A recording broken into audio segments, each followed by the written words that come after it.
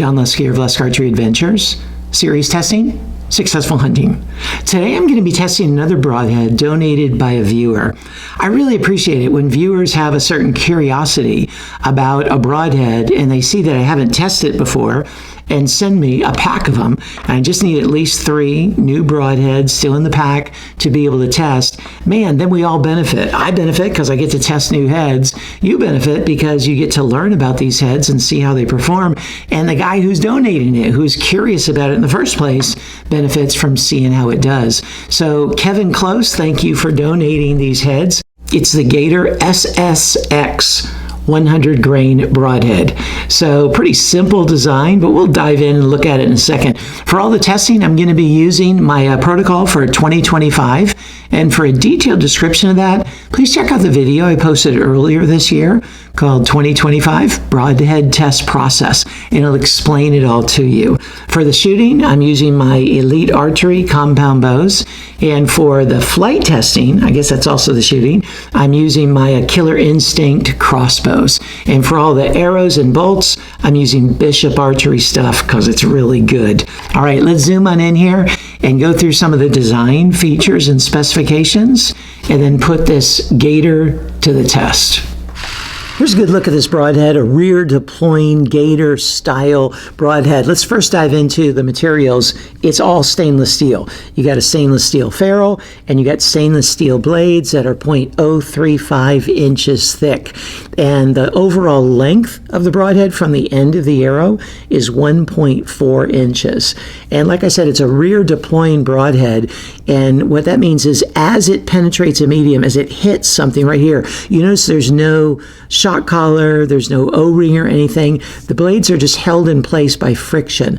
So it takes a little bit of friction to push them open like that. But when they push open, then the blades reach their fully open position. And as long as there's pressure on these deployment arms, forward pressure as it's going forward, then the blades will stay open. Now, if there's not that forward pressure, then they're not going to stay open. Like it'll just close like that. There's not like a locking system to them. And you notice that the blades are pretty narrow too, without much support. I'm not sure how durable those are going to be, but it looks like a simple, straightforward design, and they're really not expensive. I looked them up, and at Cabela's, I think they're just kind of perpetually on sale right now, but the last I looked, they were $5 per head at Cabela's or at Bass Pro. And for resharpening, if you want to resharpen them, I would use a Stay Sharp guide, the new one they have called the Answer. They call it the Answer because it sharpens a lot of heads that they previously did not have a guide designed to sharpen because there was just some challenges to it. But this one works even with really thin blades like this. So look forward to putting this head to the test and seeing how it performs.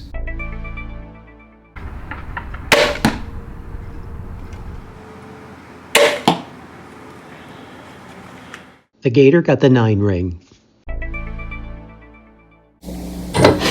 It took 176 grams of force to cut through the wire, which is a 10 on a 10-point scale plus a bonus for being under the threshold of 200. It penetrated 7 inches, but it will get a deduction because while the blades opened initially on impact, you can see they closed about 2 inches into the gel. It took an additional 53 grams of force to cut through the wire, which is an 8.94 on a 10-point scale. It penetrated through 50 layers, which is a 7.14 on a 10-point scale, but it will get a bit of deduction because the blades were in the closed position through most of those layers.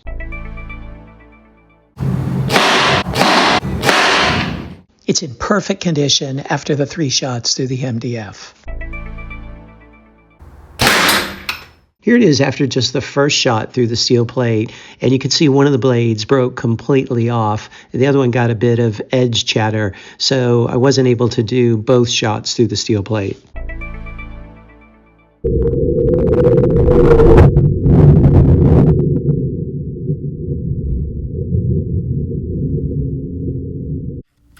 So here it is after all the durability testing. It lost a blade on the first shot into the steel plate, and the other blade got a little bit of edge chatter there. I didn't shoot a second time into the steel plate because I didn't want to lose a blade way deep into my target. And I shot it into the center block, and it did relatively well. The ferrule was pretty stout there, got a little bit of a bend to it, but overall, there's the durability. So what'd you think? Hey, did better than I thought. I mean, I looked at it and I thought, it's just going to pretty much fall apart. Okay, and it didn't hold up to the steel plate. It did kind of perform like I thought it would, and the steel plate kind of fell apart. But in a lot of the other tests, it did relatively well, right? And for a super inexpensive option, it's something to consider. So you check out the score sheet and see how it performed in the areas that mattered to you the most. See if it might be a good fit for you. And stay tuned for the overall cumulative score as well as the corresponding Lusk grade. And also stay tuned for a list of all the discount codes that I can offer just to save you some money. Hey, thanks for tuning in. Look forward to seeing you next time.